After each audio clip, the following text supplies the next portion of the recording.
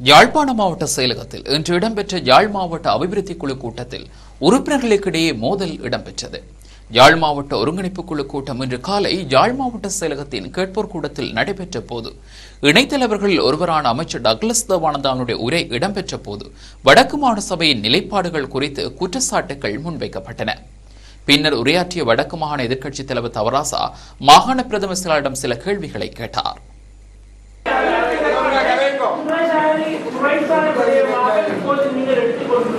வடமாகாண சபையினுடைய நிதி செயல்பாடுகள் அது சம்பந்தமாக நான் பிரதம செயலாளர்கள் சில விடயங்களை சரிபடுத்த விரும்புகின்றேன்.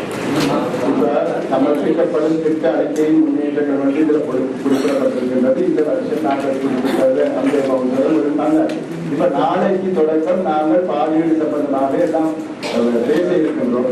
நீங்க பல விடயங்களை அப்பொழுது எடுத்துக் கொள்ளலாம். இப்ப நீங்கள் இதை தொடங்கினீங்கன்னா நாங்கள் இன்றைக்கு பேசுறதுக்கு எடுத்து வைத்திருக்கிற அத்தனை விடயங்களும் தாமதமாகும் என்பதைத்தான் உங்களுக்கு சொல்ல விரும்புகிறேன். சுருக்கமாக நீங்க சொல்லுங்க.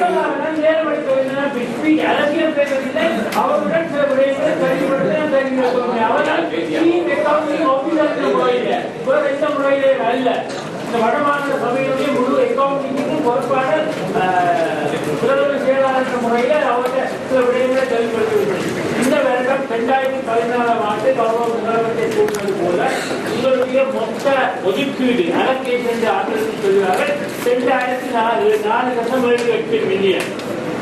அதில கௌரவ முதலமைச்சர் சொன்ன அந்த இணையதள 146.8 மில்லியன், அதாவது 42 மில்லியன் செலவினத்துடன் உங்களுடைய பிளான்சர் ப்ரோக்ராம்ல காட்டியிருக்கிறது. இதுவரை உங்களுக்கு அதாவது அலோகேஷன் ஒன்று, இன்வெஸ்ட்மெண்ட் ஒன்று. உங்கள்கிட்ட காசு வைப்பாங்க மினிஸ்ட்ரி.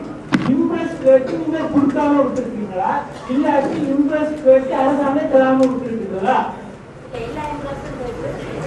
அப்ப கேட்டு கொடுத்த இன்வெஸ்ட்ல 846 மில்லியன் ரூபாய் இதுவரை மில்லியன் ரூபாய் செலவினம் நீங்கள் காட்டியிருக்கீங்க. சரியா? நவம்பர் 30 மட்டும். அடுத்தது உங்களுடைய 2015ஆம் ஆண்டு 2075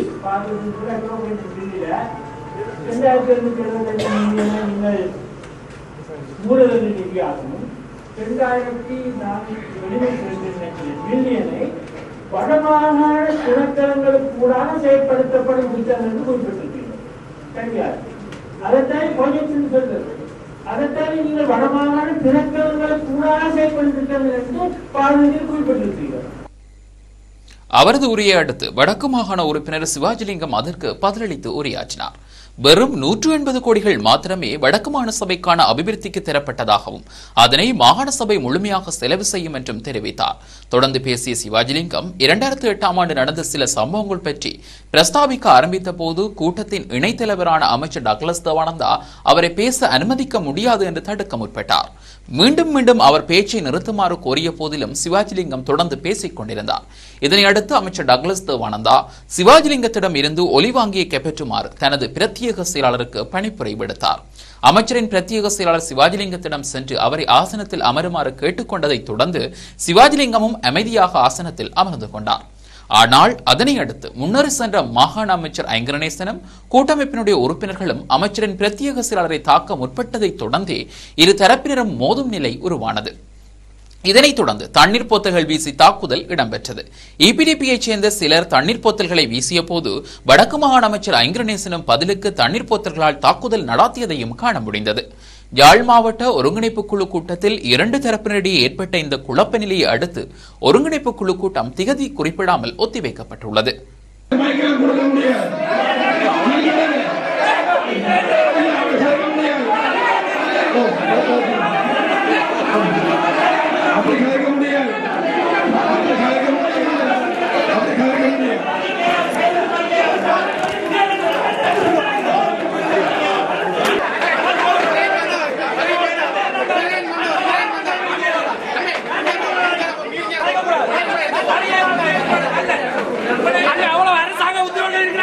நீங்க குடியில பேச்சு நாசமர்த்து போட்டு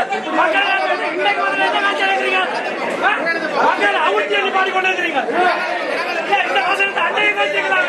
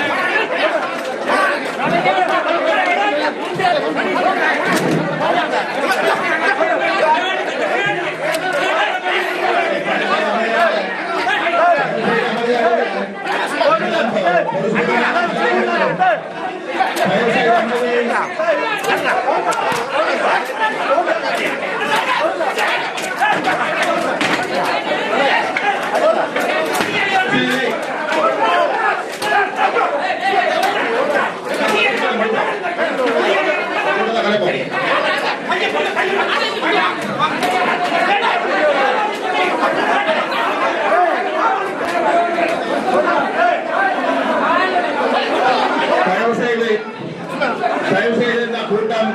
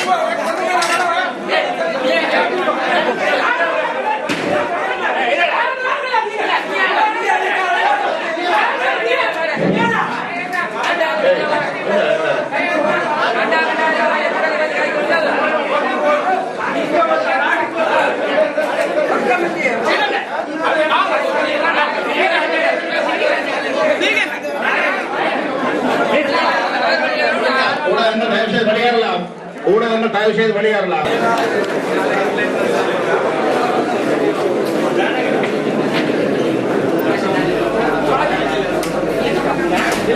கூட்டம் நடக்கும்.